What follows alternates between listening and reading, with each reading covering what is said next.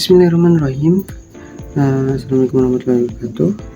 Kali ini saya akan membahas mengenai analisis resiko keuangan PT Bank Mega periode 2023 sampai dengan 2024. Nah, hal ini akan dipaparkan oleh saya sendiri, Ahmad Fadilah, dan rekan saya nanti yaitu Muhammad Sulaiman. Nah, selanjutnya langsung saja kita menuju pembahasan pertama, yaitu mengenai resiko kredit yang akan diterangkan oleh rekan saya Muhammad Sulaiman. Kepadanya kami persilakan. Assalamualaikum warahmatullahi wabarakatuh. Perkenalkan, nama saya Muhammad Sulaiman, dan di sini saya akan menjelaskan tentang resiko kredit, yaitu dia memiliki rumus yang bernama NPL atau disebut juga non-performing loan. Rumus NPL ini yaitu kredit bermasalah dibagi total kredit dikali 100%. Menurut data pada tahun 2023, kredit bermasalah ini dia sejumlah 1,4 triliun, dan untuk total kreditnya 66,30 triliun dikali 100%, yaitu dia mendapatkan 1,57% tentang NPL-nya. Nah, pada tahun 2024 kredit bermasalah Bank Mega ini dia terdapat di 1,9 triliun, dan untuk total kreditnya pada tahun 2024 ini terdapat di 64,65 triliun dikali 100%, dan dia mendapatkan persentase itu sekitar 1,69%. Jadi bisa dilihat kalau misalnya dari kepatuhannya, dia cukup lumayan patuh, namun pada tahun 2024 dia mengalami ketidakpatuhan karena pada tahun 2024 itu lebih besar persentasenya dibanding 2023. Karena dari 2023 itu memiliki persentasi 1,57%, dan pada tahun 2024 itu 1,69%. Padahal ketentuan OJK itu memang masih minimalkan itu maksimal itu 5%. Namun kan pada tahun 2024 dia sudah mendekati 5% tersebut. Karena semakin mendekati 5% tersebut, maka kepatuhannya itu semakin berkurang. Jadi lebih patuh pada tahun 2023 dan daripada 2024. Dari segi hukumnya ini, resiko kredit ini dia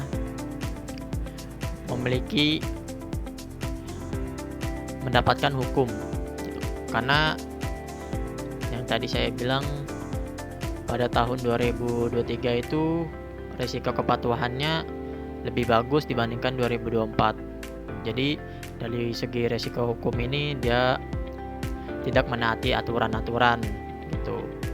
Nah, kalau untuk dari resiko reputasinya tersebut, reputasi Bank Mega TBK dari resiko kredit ini dia sangat buruk. Maksudnya bukan sangat buruk, tapi memiliki keturunan dalam reputasinya. Karena pada tahun 2024 itu dia dari segi resiko kepatuhannya dia kan mengalami penurunan.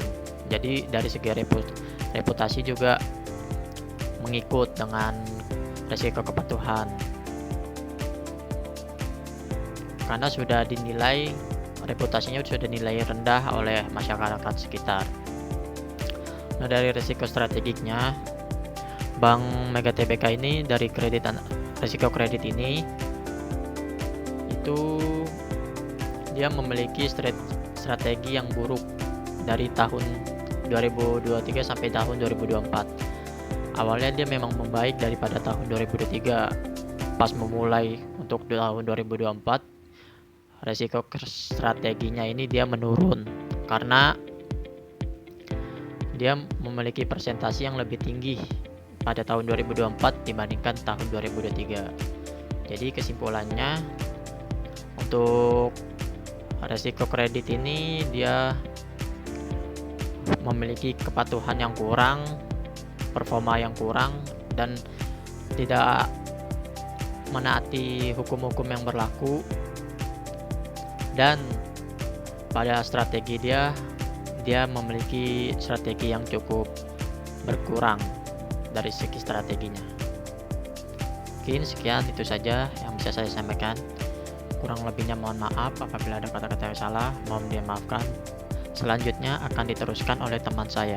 Terima kasih. Di sini saya akan membahas mengenai resiko likuiditas yang bersumber dari Bank Mega pada tahun 2023 sampai dengan 2024. Nah, untuk menentukan resiko likuiditas ini, kita harus menentukan yaitu dengan cara rumus LCR dibagi LCR sama dengan Equity Liquid Asset atau bisa disebut dengan HQLA dibagi dengan Net Cash Outflow atau bisa disingkat dengan NCO dikali 100%. Nah, keterangannya HQLA ini apa sih? HQLA ini adalah aset liquid berkualitas tinggi seperti kas, surat berharga, obligasi korporasi yang mudah dijual. Nah, NCO ini adalah total arus kas keluar bersih selama 30 hari diasumsikan dalam kondisi stres pasar. Nah, standar minimum LCR menurut Basel 3 dan PJOK nomor 42 PJOK 03 2015 adalah 100%. Nah, maka dari itu tadi LCR rumusnya High Quality Liquid atau HQLA dibagi dengan NCO dikali 100% lagi gitu. Nah, perhitungannya gimana? Pada tahun 2023 LCR-nya yaitu HQLA-nya 35,437,92 triliun dibagi dengan CO-nya yaitu 23,74,493 triliun dikali dengan 100%. Nah, jadi hasilnya itu 154%. Nah, seterusnya di tahun 2024 LCR-nya yaitu QLA-nya sebesar 41,227,04 triliun dibagi dengan NCO-nya yaitu 19 di 201,814 triliun dikali 100%. Yang dihasilkan yaitu 215%. Nah, analisisnya gimana? Pada tahun 2023 seperti yang tadi sudah disebutkan, dan hasilnya keterangannya itu investasinya pada tahun 2023 liquid sangat sehat. Nah, sedangkan pada tahun 2024 liquid meningkat signifikan. Nah, interpretasinya yaitu LCR Bank Mega meningkat dari 154% ke 215%, menunjukkan peningkatan kemampuan bank untuk memenuhi kewajiban jangka pendek menggunakan aset liquid. Nah, seterusnya nilai ini jauh di atas batas minimum yaitu 100% tadi, menandakan bank memiliki cadangan likuiditas yang sangat kuat untuk menghadapi tekanan arus kas. Seterusnya yaitu meningkatkan HQLA sebesar 9,8 triliun disertakan arus kas keluar yang lebih kecil sekitar 0,8 triliun, memperkuat posisi likuiditas. Nah, kesimpulannya yaitu kondisi likuiditas Bank Mega tahun 2023 sampai dengan 2024 tergolong sangat sehat. Kenaikan LCR menunjukkan manajemen kas dan aset likuid yang efektif, sejalan dengan kebijakan penguatan likuiditas melalui peningkatan portofolio aset likuid berkualitas tinggi seperti kas, SBN, obligasi korporasi. Nah, implikasi risikonya yaitu kecil. Mengapa? Bank memiliki kemampuan tinggi untuk membayar kewajiban jangka pendek tanpa tekanan pendanaan eksternal. Lalu apa hubungannya antara risiko likuiditas dengan risiko kepatuhan? Nah, risiko likuiditas sangat berkaitan langsung dengan risiko kepatuhan karena bank wajib memenuhi ketentuan regulator, khususnya rasio LCR minimum 100% sesuai dengan POJK. Nah, pada Bank Mega 2023 tadi didapatkan hasilnya 154%, sedangkan 2024 215%.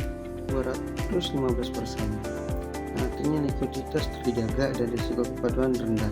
Jika likuiditas tidak mencukupi, bank berpotensi melanggar ketentuan OJK dan BI sehingga meningkatkan risiko kepatuhan.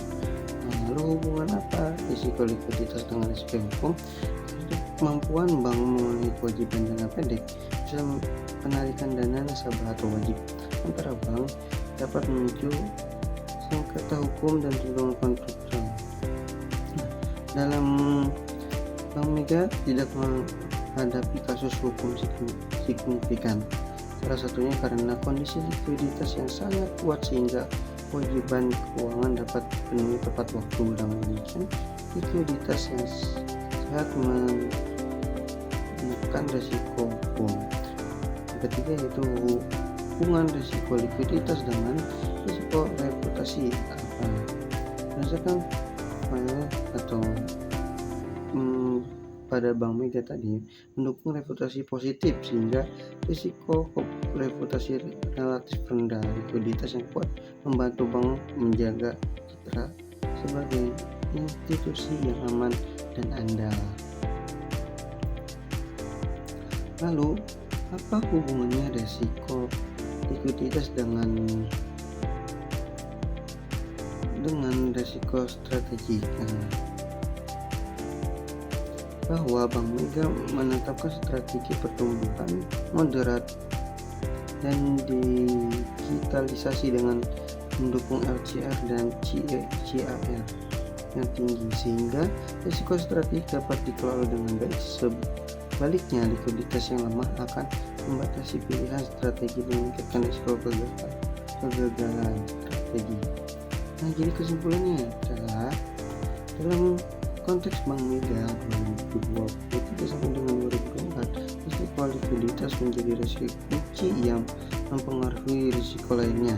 Likuiditas yang sangat sehat terbukti mampu menekan risiko kepatuhan, hukum, reputasi, dan strategi, serta mendukung stabilitas dan keberlanjutan kinerja bangsa secara keseluruhan. Begitu sekian pemaparan saya mengenai risiko likuiditas mengenai Bank Mega pada tahun 2023 sampai dengan